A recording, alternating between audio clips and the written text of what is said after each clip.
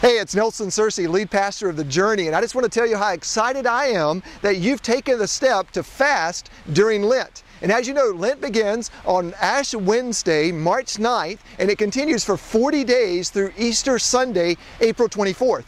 And we fast during Lent by giving up something for Lent so that we can then draw closer to God. And so, as you think about doing this, here's how it works. First of all, I want you to think of what do you want to give up. It could be something very simple like giving up a favorite food or giving up a tempting food, or it could be giving up lunch, or it could be giving up a certain television program that you watch every day, or it could be giving up some time on Facebook, or giving up time where you just might waste time by surfing the internet. You have to decide what it is and be as creative as God tells you to be. But pray about that and say, okay, here's the thing I'm going to give up.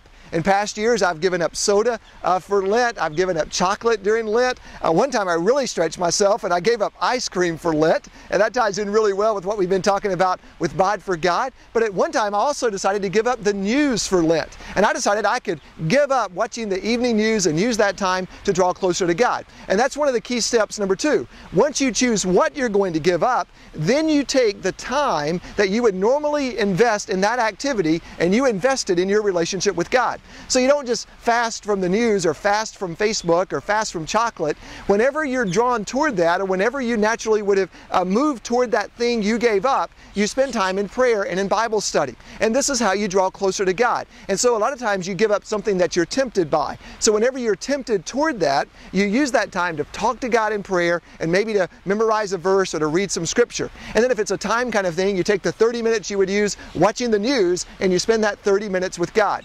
And you say, well, what do I pray for during this time? Well, number one, you pray for God to make you more like Jesus Christ. Number two is you pray for this Easter season. Did you know that more people are open to God during the Easter season than any other time of the year? And so as part of that, I hope you'll also pray for our church and pray for our special series of Easter services. And just to let you know about that, you know, on Palm Sunday, which is Sunday, April the 17th, I believe, we have, or April 18th, let's see, 24 minus 7, I believe that's the 17th.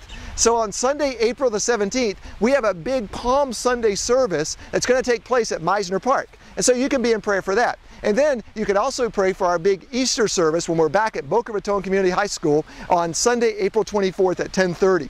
And if you think about it, you can even pray for me. Well, here's what I want you to know. I'm praying for you. And I'm proud of you for taking this step to fast during Lent. And if you haven't already let me know what you're fasting from. You can either use the box just below this video, or if you want to be more private, you can send me an email, ns@bocajourney.com.